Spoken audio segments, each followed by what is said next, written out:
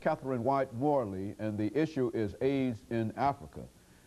Now, Mr. Wyatt-Morley, before we had our break, we promised that we would give you an opportunity to talk about AIDS in Africa, and we still want to do that. But I think that some of the information that you gave us during this first segment is of such significance that I would like to sort of follow it up, and especially to deal with this as an issue on college campuses. You know, I think that Nashville has a number of colleges and universities and et cetera.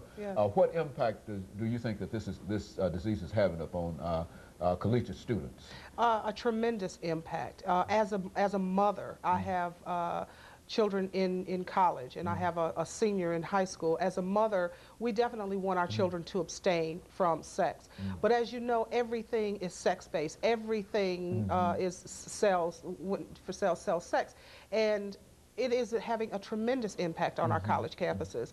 A lot of our historic black universities locally are being devastated by HIV and sexually transmitted diseases. Countless young women have come into our office seeking support, either for an HIV test or the morning after pill or STD information, those kinds of things. We are making tremendous inroads into the college campuses, but the colleges could do more to assist us. They could call us and ask us to come. We spend a lot of time trying to pursue them, trying to get to the dorm rooms and trying to get those things. But if they would be more inclined to contact us and tell us where they need for us to put their information, we're more than willing. We have a youth peer educator whom, as I said, is in college. We're more than willing to come on the college campuses and lead groups in talking about HIV. And you know, again, we don't want our children to have sex, but they are. And negotiating sex skills is a skill that needs to be taught. Condom use needs to be taught. Those types of things need to be taught to our young people. Yes, we want them to abstain. Absolutely. I'm sure everyone would agree that we want them to abstain. But if our children are having sex, they need to be taught how to protect themselves, because HIV is real.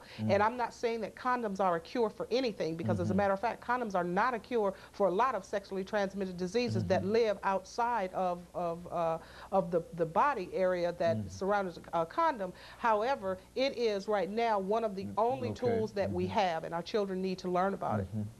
Well, you know, if this is a real question on college campuses, it seems that not much is being said in terms of from the universities themselves in reference to that. What would you suggest that they do? I think faculty needs to be more involved in the realistic things that are happening on college campuses. If there were clinics made available on some of the campuses where information could be housed, if they would have in-service programs in some of the social sciences or some of the psychology programs, there needs to be some sort of faculty level support and faculty level infiltration to allow for infected individuals to come in and speak, or support groups to be held, something so our children can become more informed and more educated about proper sex, no sex, and whatever kind of sex it is they have. We definitely want them to be safe.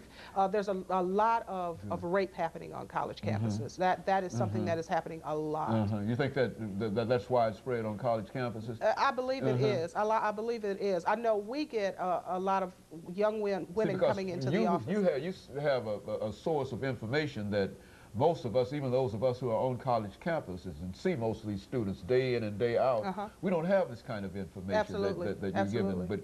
But they come to your organization and they talk about these issues. They do. Yes, they do. And we have a level of confidentiality that they feel comfortable. Breaching someone's confidentiality is absolutely something that is forbidden. I know all about breaching of confidentiality. As you know my history, I've went through a series of tremendous losses because of breaches of confidentiality. So absolutely, the students that you all see on the college campuses every day, many of them are clients that come to us for many things, because there are many things in our building. So when people come into the building, they don't know if they're coming to see us, or we also have HIV negative individuals too. Our clients consist of community members, whether they're HIV positive or HIV negative. So we have a given level of confidentiality that allows for many students to come in and feel comfortable to participate in support group, to participate in programs that allow them a safe haven to be able to express themselves and really get to the nitty-gritty of the real world and real life and their real life issues.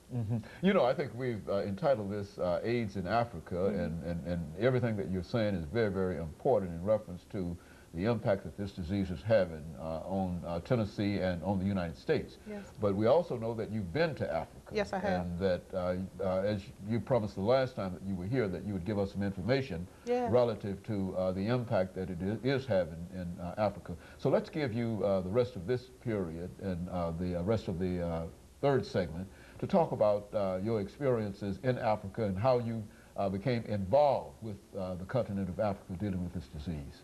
Well, my heart has been pulled to the continent of Africa for quite some time, and through the support of the community, I was able to take my daughter and I and my pastor, Pastor George Addibanjo of Living Word International Church, and his wife. The four of us went to Africa. He is a Nigerian. So we went to Nigeria and we met with many of the leaders of Nigeria, many of the leaders in the church in Nigeria, and also many of the governmental leaders, several governmental leaders, the Secretary of State, all of those individuals. We also had a trip to Ghana. But we spent the majority of our time in Nigeria, and Nigeria is a country unlike any other country that I have been to in my life, and I've been to 7 different countries. But the need is so profound in Africa. They need so many things, and because of their behaviors, they still believe that it's all right for a man to have, in some tribes, that it's all right for a man to have more than one wife. And so there is a given one mode of transmission. They also, in several tribes, believe that women are objects and property and not an equal player or equal partner as we so here in America believe. So there are many things that contribute, but the need is profound. And so while there, I established a women's outreach in Africa. So we actually have offices in Nigeria now. Okay, and of course we're getting ready for the first commercial break here, after which we'll come back and we'll give you an opportunity to talk about some other experiences dealing with this issue in Africa.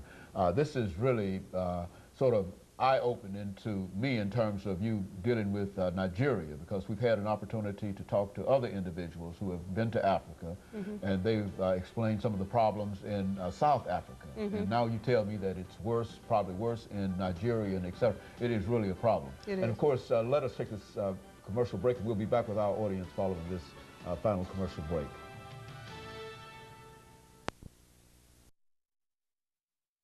We talked to Ms. Catherine White.